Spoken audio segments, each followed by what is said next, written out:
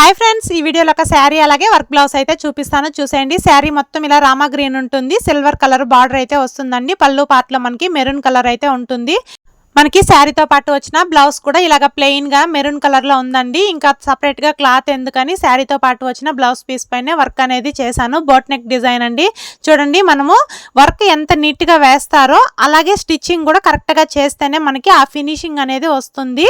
ఆ sharp edges తిరిగే దగ్గర కూడా కరెక్ట్ గా మనకి తిరగాలి. అలాగే మనకి కింది వైపు కూడా హెమ్మింగ్ పట్టీ కన్నా కూడా ఇలా థ్రెడ్ పైపింగ్ చేసుకుంటే చూడడానికి ఫినిషింగ్ అనేది నీట్ గా ఉంటుంది.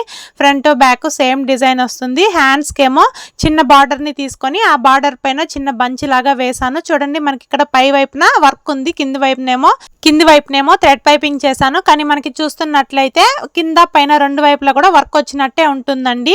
ఈ బ్లౌజ్ డిజైన్ మీకు ఎలా అనిపించిందో కమెంట్ సెక్షన్ లో కమెంట్ చేయండి. వీడియో నచ్చినట్లయితే లైక్ చేసి సబ్స్క్రైబ్ చేసుకోండి. Okay friends, bye friends.